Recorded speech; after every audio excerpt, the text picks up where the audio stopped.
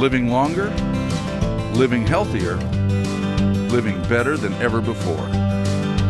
Welcome to Mountain Pacific's Healthy Living for Life, a weekly series that gives you the information, education, and expert insight you need to become an active participant in today's ever-changing healthcare climate.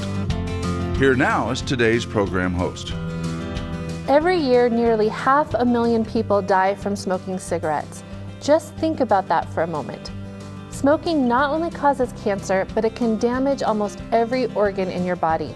Today, we are going to learn about the health impacts of smoking and the resources and tools available to help you, a friend, or loved one finally quit for good.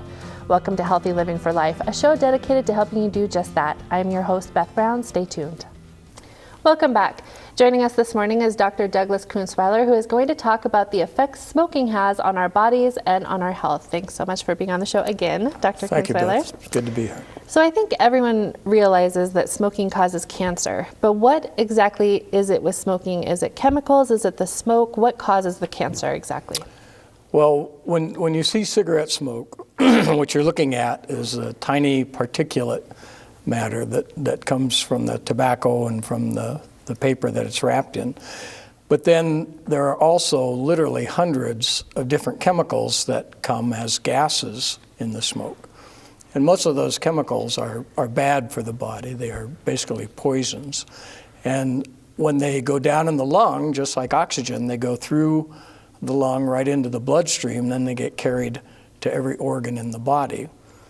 And they have all sorts of different effects. Some of the gases are things like carbon monoxide, formaldehyde, ethylene oxide, very, very bad toxic chemicals. They damage cells, they interfere with the DNA in some cells, they interfere with the body's ability to repair itself, and all those things lead to cancer and the other effects that smoke has on the body. Okay, and so let's talk about other effects that smoke can have on the body. What about bone health? Can smoking impact your bone health? It certainly can. Bones are maintained by calcium, and smoke interferes with the body's normal processing of calcium. It makes the body get rid of calcium. When that happens, then the bones become weaker and you develop osteoporosis, which is a weakening and thinning of the bone, and that makes you more susceptible to fractures. So rheumatoid arthritis, I don't think that's one that necessarily people think of right away when they think of the impacts of smoking. How are rheumatoid arthritis and smoking connected? Rheumatoid arthritis is when the body forms antibodies to the lining of the joints. It's sort of the body attacking its own joint tissue. And this is what's called an autoimmune disease. We don't know exactly how smoking affects that, but we know that if you smoke, you're more likely to develop rheumatoid arthritis. And we know that if you do develop rheumatoid arthritis, if you smoke, it will be worse. It will be more pronounced. And we think that somehow, again, the smoke interferes with the body's ability to repair itself, and that's how it leads to worsening of the rheumatoid. Okay, and so does that affect your joints then, or what does rheumatoid arthritis actually do? It affects the lining of the joints, yeah. Okay. So the joints become inflamed, swollen, and actually the tissue starts to break down and the joints become deformed. Okay, all right, thank you for that. And so then another big one that we know can be a problem, especially when it comes to smoking, is heart health and smoking's impact on your heart. So can you talk specifically about how it's bad for your heart and how it can increase your risks for coronary disease? Yeah, it affects the heart in a number of ways. We know that smoking causes blood vessels to thicken, and when that happens, they don't carry blood and oxygen as well. And that happens to the coronary arteries that supply the heart muscle. So the heart muscle is working with less oxygen. It has to work harder. We also know that smoking is associated with high blood pressure. When your blood pressure goes up, the heart has to work harder to pump against that higher pressure. And that also weakens the heart and takes a toll on it.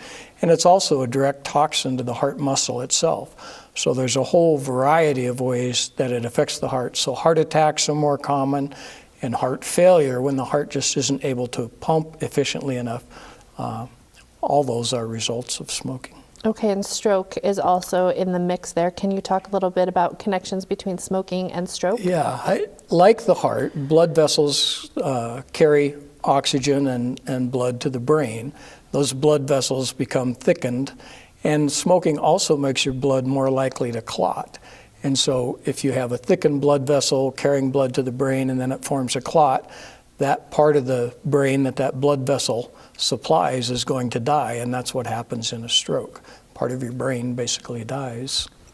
Okay, so what is chronic obstructive pulmonary disease, and can smoking lead to that? Yeah, smoking is far and away the leading cause of chronic obstructive pulmonary disease. And what happens is that the smoke and the gases, the toxins in the smoke, destroy lung tissue.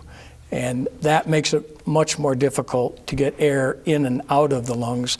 It also makes it harder for oxygen to diffuse across the lung tissue and get into the bloodstream.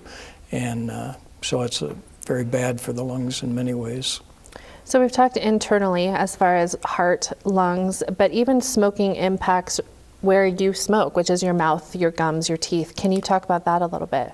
Yeah, we know that people who smoke are much more prone to cavities. Smoke dries out the lining of the mouth, and that leads to a greater likelihood of cavities. It also weakens the bone in the jaw, and so that the teeth become loose.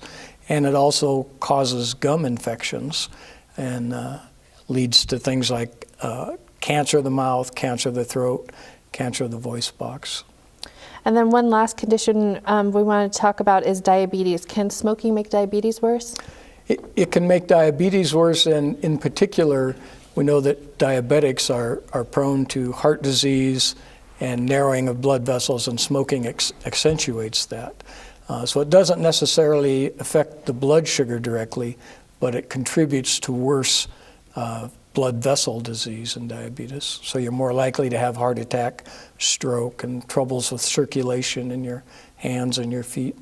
Okay, we're almost out of time, but if we've caused some of this damage by smoking and then we quit, can that damage be reversed? Yeah, the real message we want to have people take away is that the minute you quit, things start to get better. So it's never too late to quit smoking. We know that within about a year or so after you quit, your risk of heart attack is about half of what it was while you were smoking. Within about 5 years after you quit, your risk of a stroke is back to baseline, the same as somebody who never smoked. And so as soon as you quit, things start to get better. The body starts to heal itself.